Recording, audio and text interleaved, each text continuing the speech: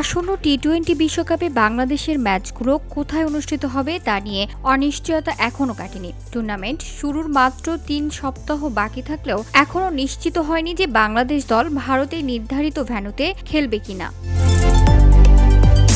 প্রতিবেদন অনুযায়ী আইসিসির বিকল্প ভেন্যুর কথা ভাবছে, তবে বাংলাদেশের জোরালো দাবির পরেও ম্যাচগুলো শ্রীলঙ্কায় সরিয়ে নেওয়ার সিদ্ধান্ত খুব কম।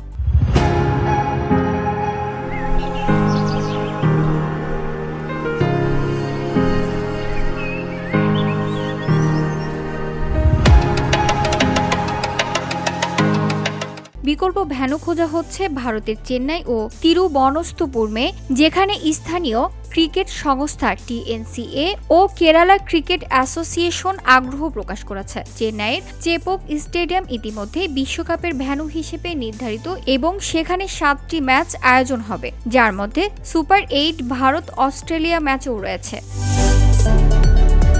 এর আগে বিসিবি নিরাপত্তার কারণে ভেন্যু পরিবর্তনের অনুরোধ আইসিসিকে জানায়, কিন্তু এখনো কোনো আনুষ্ঠানিক জবাব পাওয়া যায়নি।